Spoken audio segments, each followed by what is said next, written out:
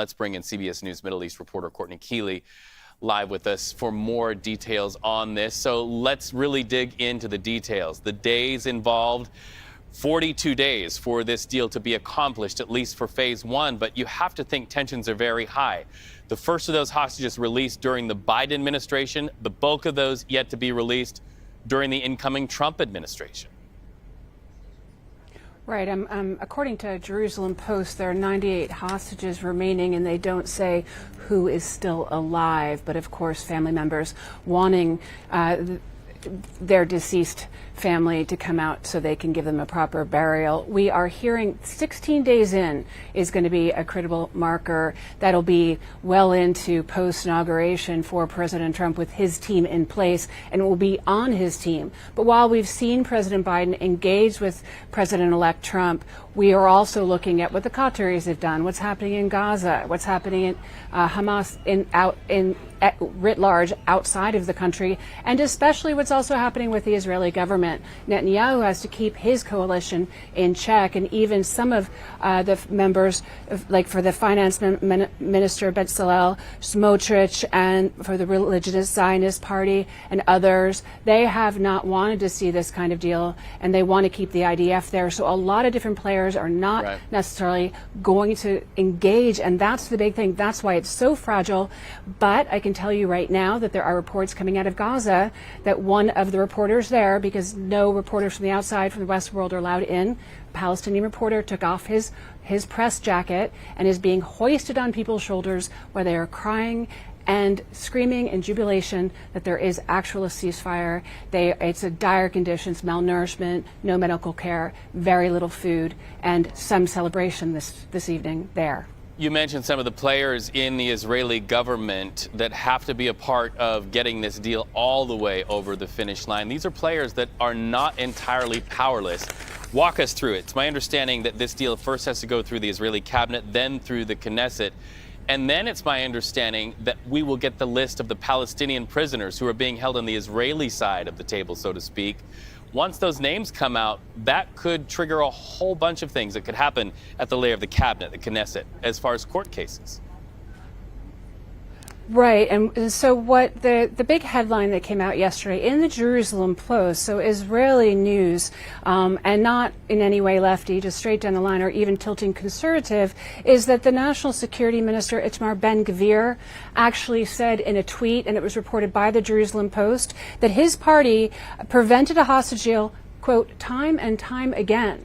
And he is looking to the finance minister now to see if he will threaten to resign from the party when this hostage deal is announced. So we're going to have to see what the makeup of the players inside the government are. But like I said, Ben-Gvir saying they have not as much power as they did, but that can shift and change very quickly. And Netanyahu can make promises, but there can be a lot of dissent within the Israeli government, and that has caused a problem this whole time. That has caused a problem within Israeli public too. So right now people are crossing their fingers. Like I said, Gaza celebrations, families of hostages holding on. We're not even necessarily going to see the first hostage release until Sunday. So it's still, just waiting, and excruciating time, I'm sure, for all of those families involved. Courtney, stay with us. We just want to reset and let our viewers know you're watching continuing coverage here on CBS News 24/7 of that deal struck between Israel and Hamas, that deal to play out over 42 days, the release of some 33 hostages, but also the release of quite a few Palestinian prisoners being held by Israel. Stay with us, because I want you to listen to reaction. In his confirmation hearing in front of the Senate Foreign Relations Committee, Marco Rubio, who is up for confirmation right now with the Senate, coming in for the incoming Trump administration, he was asked about his vision for the Middle East going forward. Let's listen. One another without being in conflict, and the ability to pursue prosperity. Sadly and unfortunately, the conditions for that to exist have not been in place for some substantial period of time.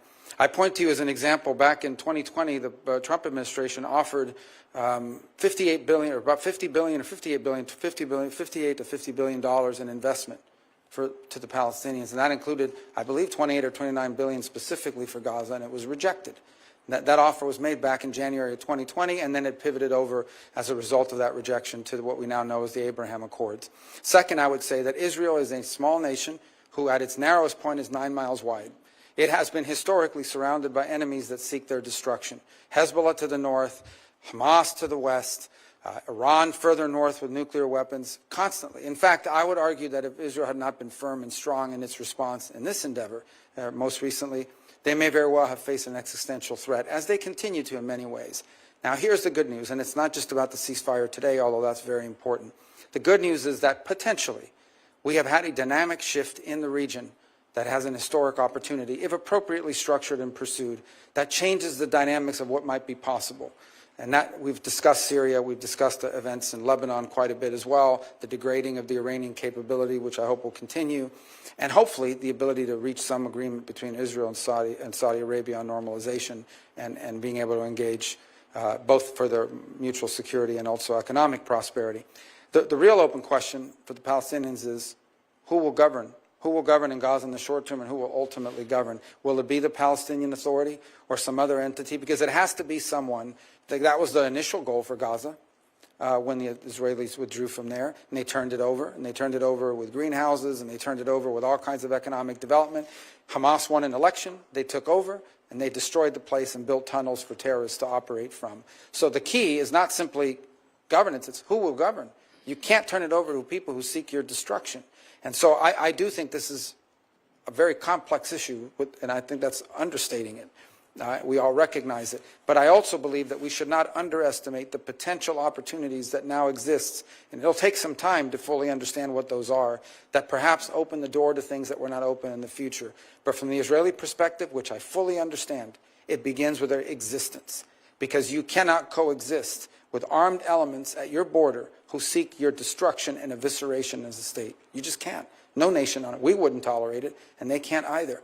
And it begins with having that level of security, and if they do, then I think there are opportunities that come about as a result of it. Those opportunities historically have not existed in recent times. Perhaps we're living in an era where that will be, the likelihood of it is higher because of recent events, unexpected events in Syria and Lebanon and other places. Senator Scott.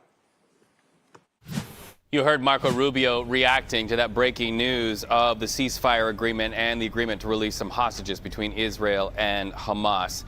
Let's continue the conversation right now on CBS News 24/7.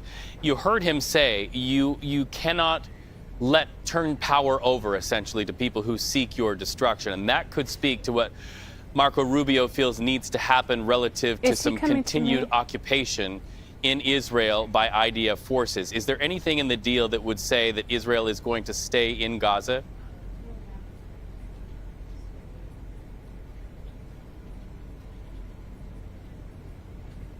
Courtney, do you have us?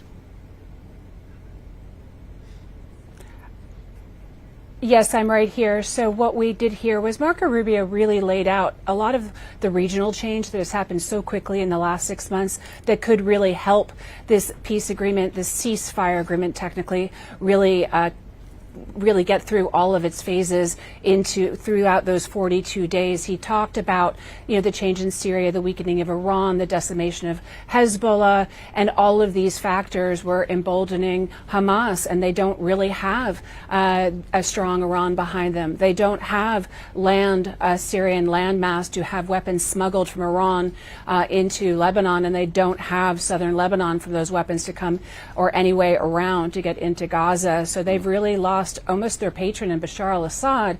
And so what you have is you have a more isolated, more weakened Hamas, although they won't tip their hand to that.